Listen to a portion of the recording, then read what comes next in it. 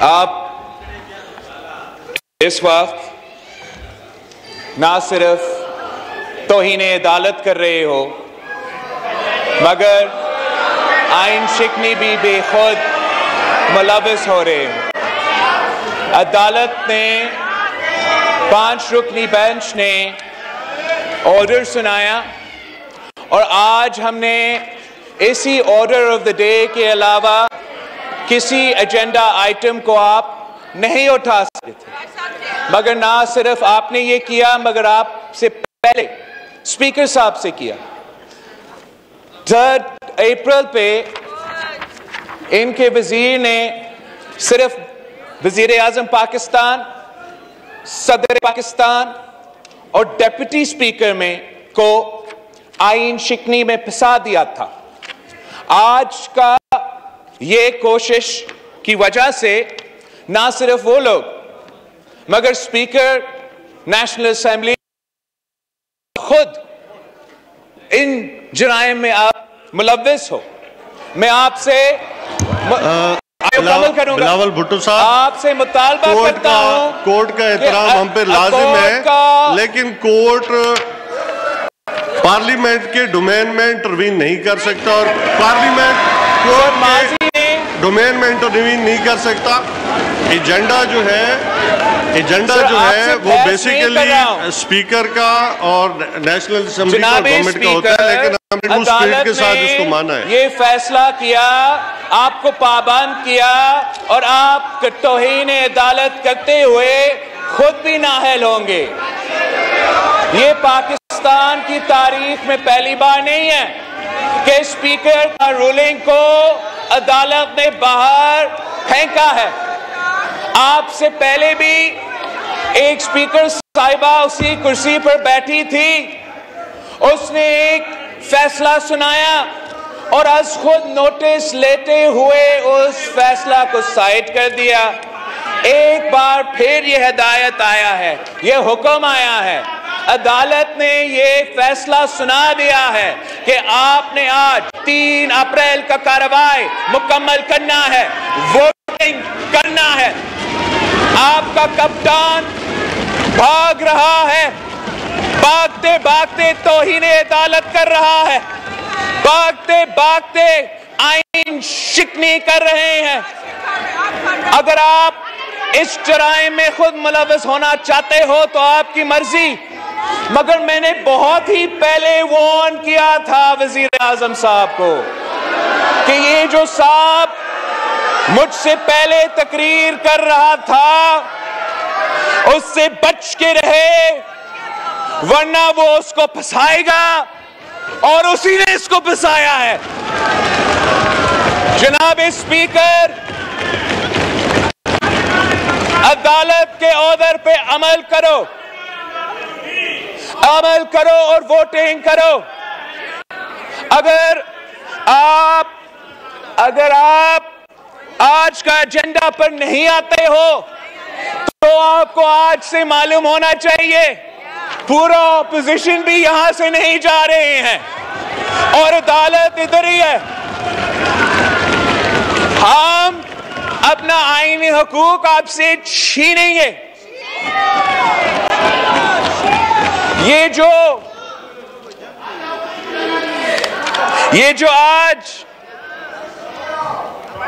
जो आज foreign office को इस्तेमाल करके, ये जाली केबल को इस्तेमाल करके आपको आइन शिकनी और तौहीन अदालत पे मजबूर कर रहे हैं,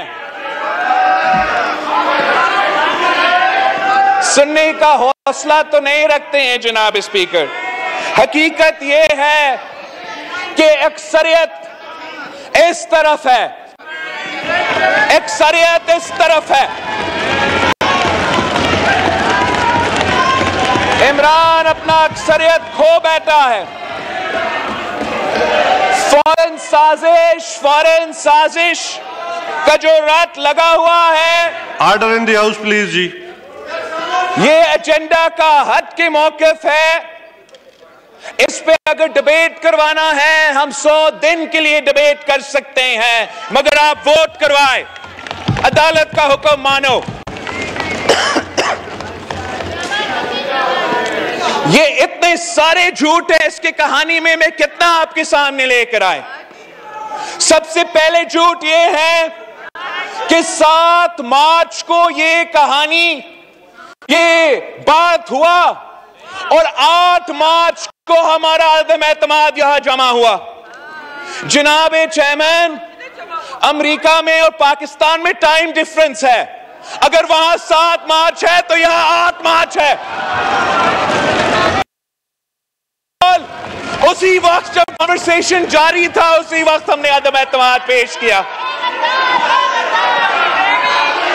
जनाब स्पीकर, जो भी इमरान साहब को ये एडवाइस दे रहे हैं, मैं उनको जानता हूं, उनको पहचानता हूं, और ये खान साहब का नहीं, वो अपने लिए सोच रहे हैं और खान साहब को फंसाएंगे।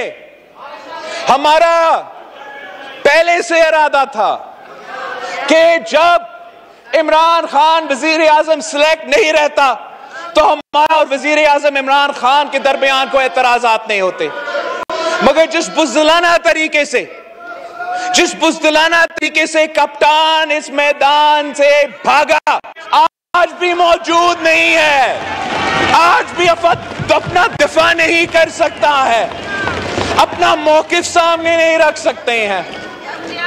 नेशनल सिक्योरिटी के फोरम जिसका जिक्र हो रहा था, हम पूछते हैं कि वजीर खारजा खुद उस मीटिंग में मौजूद नहीं था, तो क्यों नहीं था? अगर नेशनल सिक्योरिटी कमेटी के मिनट्स निकाले गए तो उसमें अदम एतमाद का जिक्र क्यों नहीं था? उस स्टेटमेंट में ना सिर्फ अदम एतमाद का जिक्र नहीं था, तो एक आम सा फैसला लिया गया कि हमने सिर्फ डिमार्च करना है। जनाब स्पीकर, अगर पाकिस्तान के खिलाफ कोई साजिश 7 मार्च या 7 मार्च से पहले हो रहा था तो उसी वक्त उनका गैरत जागना चाहिए था, उसी वक्त उनका मुहब्बे वतन होने का सबूत सामने आना था, उसी वक्त वो कहते, अपने इत्तेहादियों को कहते कि हमें ना छोड़े, एक साजिश का हिस्सा ना बने। हमें कहते अदम एतमाद नहीं लेकर आए, एक साजिश का हिस्सा ना बने, मगर इनको सिर्फ इस साजिश का ख्याल आया जब वो अपना अक्सरियत खो बैठे थे। 27 मार्च को जब जमहूरी वतन पार्टी का बुख्ती साहब ने अनाउंस किया था तो उनको पता था कि उनका गेम खत्म हो चुका। अब ये जो लड़ाई है, ये पीटीआई और पीपल्स पार्टी का लड़ाई नहीं है, ये पीडीएम और पीटीआई का लड़ाई नहीं है, ये लड़ाई जमहूरियत के चाहने वाले और गैर जमहूरी लोगों के दरमियान है। ये लड़ाई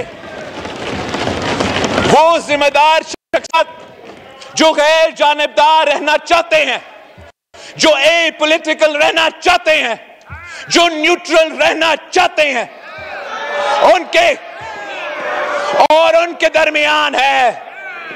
उनके दरमियान है जो जानिबदार रहना चाहते हैं, जो न्यूट्रल नहीं मुदाखलत करना चाहते हैं।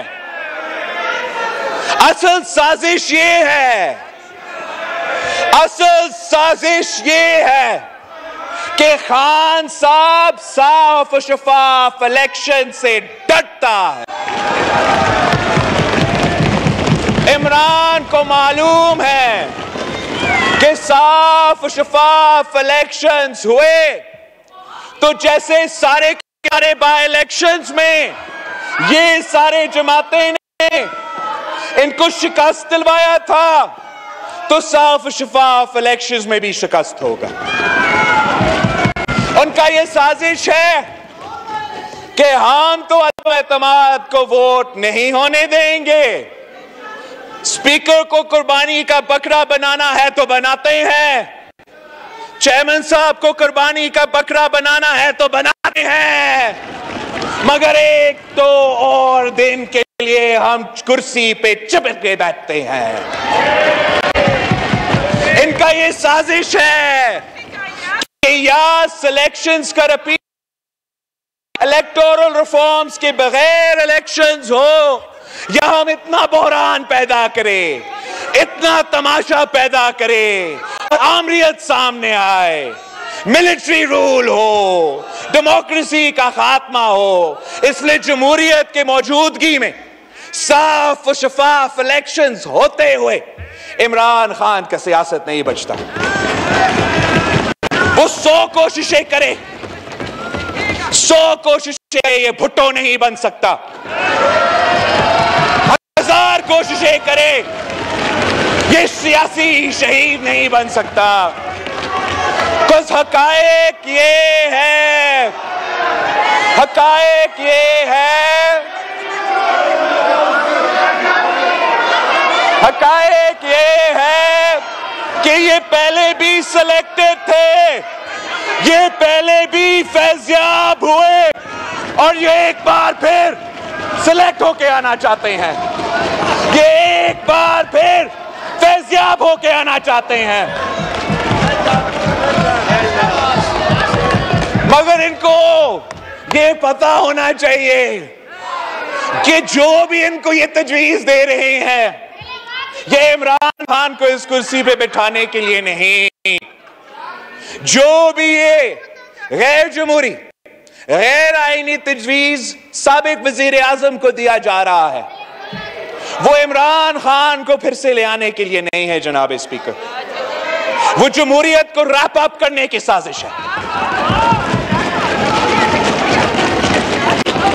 इस इस्लामी वफाकी जमहूरी आइन का खात्मा का साजिश है जनाब स्पीकर।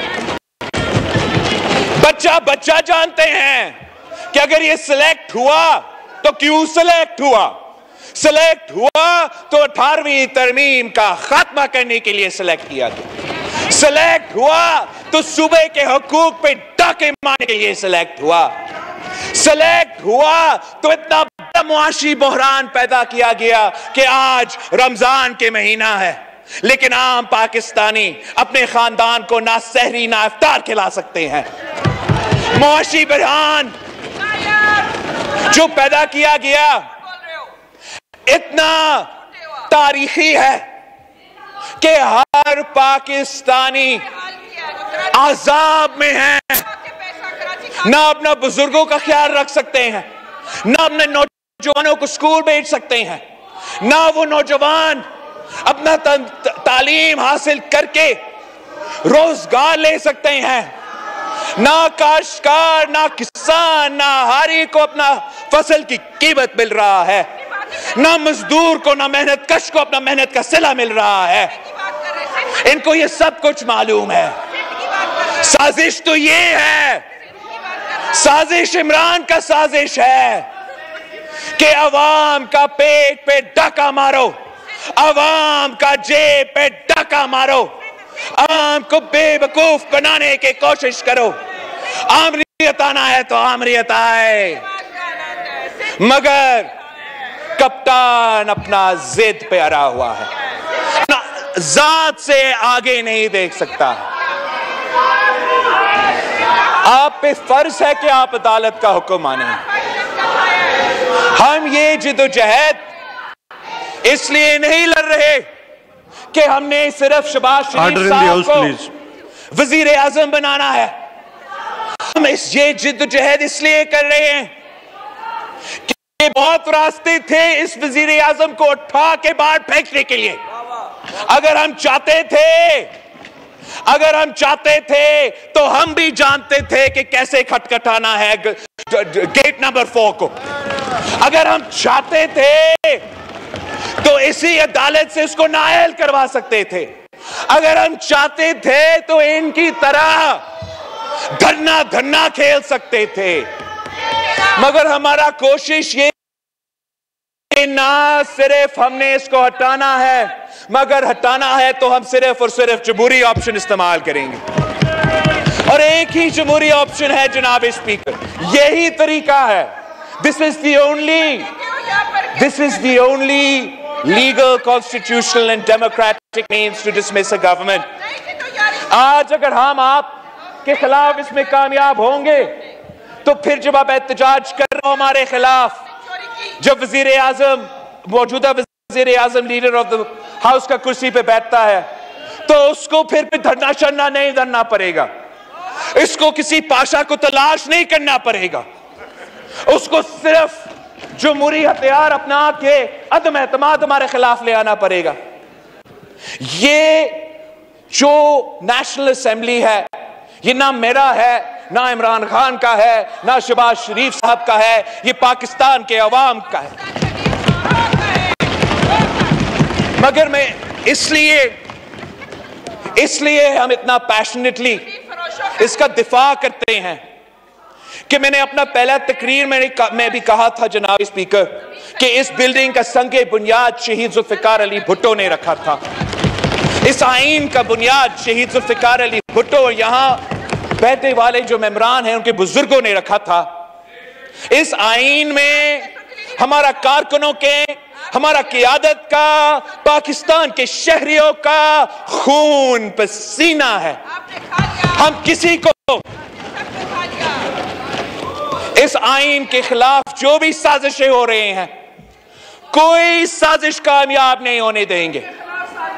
ये ज़मीर फरोशी की बात कर रहे हैं जनाब स्पीकर। मैं आपको बताता हूं कि ये जो 90% शक्लें हैं साबिक ट्रेजरी बेंचेस पे, ये पूरा जिंदगी लौटे ही रहे हैं।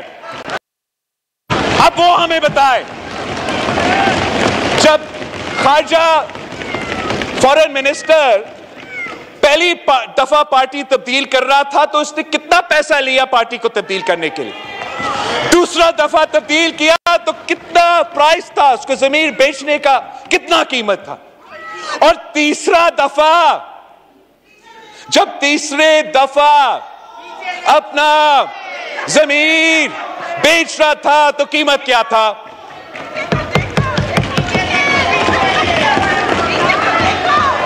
मैं जहां भी देखूं लोटा ही लोटा। तो जनाब स्पीकर हमारी तरफ आए, जमीर जाग जाए तो लोटा, उनका हो तो इलेक्टेबल, उनकी तरफ जाए तो जमीर जाग जाए, यहां आए तो जमीर बिक जाए। Order in the house please जी। जनाब स्पीकर, ये लोग जो ऑपोजिशन के बेंचेस में शामिल हुए और कुछ जो उधर रहते हैं मगर अभी तक नहीं आ रहे हैं, वो जबरदस्ती पीटीआई में शामिल किए गए। 2018 के इलेक्शन से पहले बंदूक की नोक पे जबरदस्ती अपने सियासी मुफाद के खिलाफ उनसे यह करवाया गया कि पीटीआई में शामिल हो। जिस सेनेट इलेक्शन का जिक्र हो रहा है और ये कहते हैं कि पैसा चला, मैं फ्लोर ऑफ द हाउस पे क्लैरिफाई करना चाहता हूं, हम वो इलेक्शन तो जीते, चंद वोट से जीते, मगर हमारा 20 मेंबर्स लापता किया गया। हमारा 20 मेंबर्स सेनेट के इलेक्शन में भी जो यूसुफ रजा गिलानी साहब को वोट देना चाह रहे थे वो लापता हुए थे। अब मसला ये है जनाब स्पीकर, लापता करवाने वाला कोई नहीं है, रोकना है, और यही वजह है कि वो अपना अक्सरियत खो बैठे हैं। उसी इलेक्शन जो हम कहते हैं कि सिलेक्टेड है ना, हम कहते थे सिलेक्टेड इलेक्शन, तुम तो कहते थे कि पाकिस्तान की तारीख में सबसे साफ और शफाफ इलेक्शंस। हम कहते थे धांधली, तो पाकिस्तान की तारीख में सबसे साफ और शफाफ इलेक्शंस। तो आपके बकौल उन्हीं इलेक्शंस में पीटीआई को 30% वोट मिला, और ये जो जमातें इस तरफ इकट्ठे हुए हैं, हमें 70% वोट उस इलेक्शन में भी मिला था।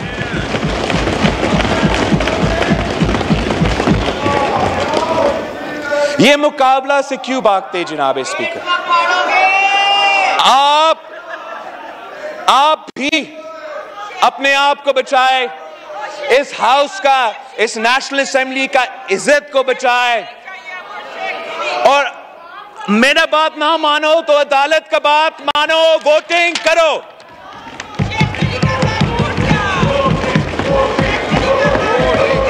आप because today is now once again the 7th day of the no confidence motion. 3rd April was the 7th day. जहां वोटिंग आइन के तहत होना था, आप लोगों ने आइन शिकनी करते हुए वो वोटिंग नहीं होने दिया।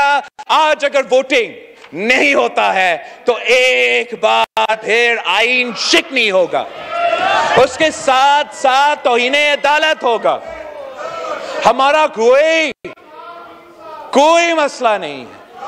हम आते हुए अपना लॉन्ग मार्च करते हुए, अदम एतमाद का जिद्दोजहद करते हुए बार बार उनको कहते रहे थे कि हम अदम एतमाद लेकर आ रहे हैं। हमने जब पीडीएम का बैठक सितंबर 2020 में हुआ, तब भी हमने अपना एक्शन प्लान में अदम एतमाद का जिक्र था। क्या उस वक्त कोई फौरन साजिश हो रहा था? क्या उस वक्त यूक्रेन और रूस के दरमियान कोई झगड़ा था? फिर हमें पूरा साल उसी जद्दोजहद में रहे, सेनेट इलेक्शन के बाद भी उसी जद्दोजहद में रहे, और जनवरी ऑफ दिस ईयर, इस जनवरी पे 5 जनवरी पे लाहौर में पाकिस्तान पीपल्स पार्टी का सीसी होता है, और उस सीसी के फैसले के नतीजे में हम कहते हैं कि हम लॉन्ग मार्च कर रहे हैं, अवामी मार्च कर रहे हैं। आप हमारा पहुंचने से पहले इस्तीफा दो, हमारा पहुंचने से पहले इस हाउस को डिसॉल्व करो और हमारा मुकाबला करो, वरना हम अदम एतमाद लेकर आ रहे हैं। और हम इसलिए समझते हैं कि अदम एतमाद जरूरी है कि हमने इलेक्टोरल रिफॉर्म्स करना है। आप लोगों ने हमसे ना इनपुट लिया, ना अपने अपने एलाई से कंसेंसस बनाया। यक तरफा इलेक्शन रिफॉर्म्स, जो एक और सिलेक्शन का तैयारी था, यही फर्क है हम में और उनमें। हम चाहते हैं कि जो 2018 का सिलेक्शन हुआ, वो मुतनाज़ा इश्यूज को हम हल करें। इसलिए ये इमरान जिसने वादा किया था कि हम 2 नहीं 1 पाकिस्तान बनाएंगे, इसने जगह जगह 2 पाकिस्तान बना दिया है जनाब स्पीकर। इस हाउस को डिवाइड किया है, हमारा अदलिया को डिवाइड किया है, हमारा एस्टैब्लिशमेंट को डिवाइड किया है, पूरा पाकिस्तान को डिवाइड किया है। और वक्त आ गया है कि हमें पाकिस्तान को जोड़ना है ताकि हम आगे बढ़ सकते हैं। पाकिस्तान को जोड़ के साफ शफाफ इलेक्शंस की तरफ जाना पड़ेगा, और जिसको भी मैंडेट मिलेगा साफ शफाफ इलेक्शंस के नीचे में सब उसको मानेंगे। उसके दरमियान में अगर कोई रुकावट है, वो लोग हैं जो आइन शिकनी कर रहे हैं, जो तौहीने अदालत कर रहे हैं, का झूठा लेटर को आपके सामने लहरा रहे हैं। अगर इस कॉरेस्पॉन्डेंस में इतना वजन था, तो मैं पूछता हूं कि खुद वजीर खारजा उस नेशनल सिक्योरिटी मीटिंग में, जहां हमारा अस्करी क़यादत मौजूद था, शिरीन मिज़ारी साहिबा मौजूद था, और इमरान खान मौजूद था, तो उस मीटिंग में वजीर खारजा मौजूद क्यों नहीं था? आज तक जब हमारा मुतालबा रहा है कि इस केबल को अदालत में पेश करो, इस मीटिंग का मिनट्स अदालत में पेश करो, वो नहीं कर सकते हैं। आज भी भाग रहे हैं, भागने का कोई रास्ता नहीं है जनाब स्पीकर। आप वोटिंग करो, अब वोटिंग करो। इसमें कोई गुंजाइश नहीं है कि हम इन चीजें पे तकरीर करें। अब मैंने रिकॉर्ड पे ले आया हूं कि आप तौहीन अदालत कर रहे हो।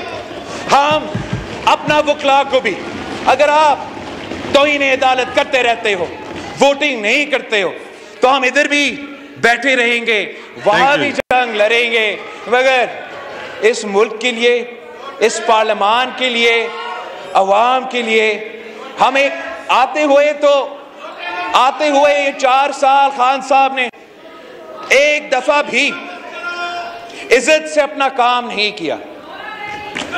अब जाते जाते कोई तो स्पोर्ट्समैन स्पिरिट दिखाता। पहले कप्तान है जो मैच हारने के खौफ की वजह से विकेट्स उठा के पिच से भाग रहा है।